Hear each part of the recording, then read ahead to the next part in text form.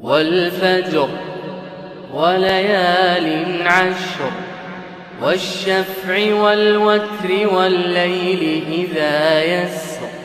هل في ذلك قسم لذي حجر ألم تر كيف فعل ربك بعاد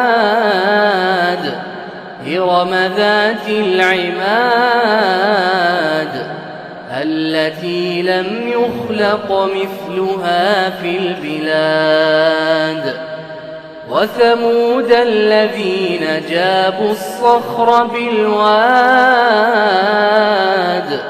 وفرعون ذي الأوتاد الذين طغوا في البلاد فأكثروا فيها الفساد فصب عليهم ربك سوط عذاب إن ربك لبالمرصاد فأما الإنسان إذا ما ابتلاه ربه فأكرمه ونعمه فيقول ربي أكرمن وأما إذا ما ابتلاه فقدر عليه رزقه فيقول ربي أهانن كلا بل لا تكرمون اليتيم ولا تحاضون على طعام المسكين وتأكلون التراث أكلا لما وتحبون المال حبا جما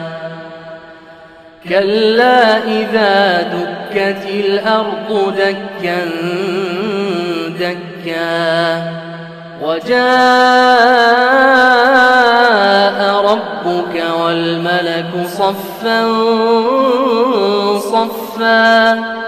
وجيء يومئذ بجهنم